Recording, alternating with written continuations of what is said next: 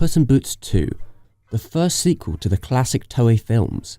This time, Perro has travelled hundreds of years into the future, to the Wild West, with his sidekick Jimmy, who bears a striking resemblance to another young boy from the prior film.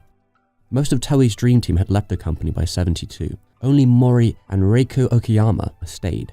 You can feel the change. Puss 2 is 25 minutes shorter than the first, and the narrative doesn't do much in that time, feeling like a watered-down Sergio Leone tribute. The upside is that we get less shoehorned musical scenes. The one we do get is at least immaculate in terms of its animation.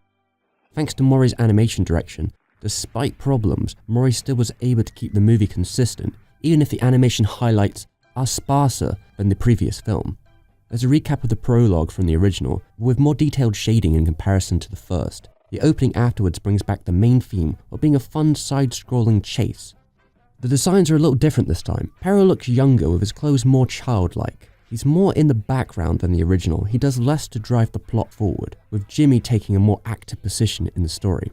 The characterization is the same problem once again, though they seem more noticeable because it's not quite as adventure-filled.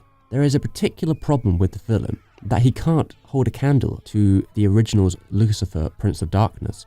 The film loses a lot of steam in its second half. That being said, the finale has two standout sequences. With the wagon chase, an inventive detour where Puss actually gets to do something.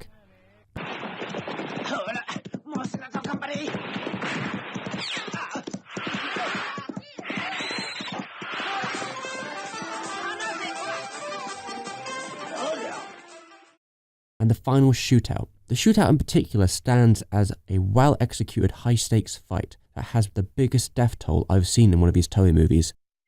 Aimless pacing and production issues aside, there is fun to be had with Puss in Boots 2, with a surprise or two along the way.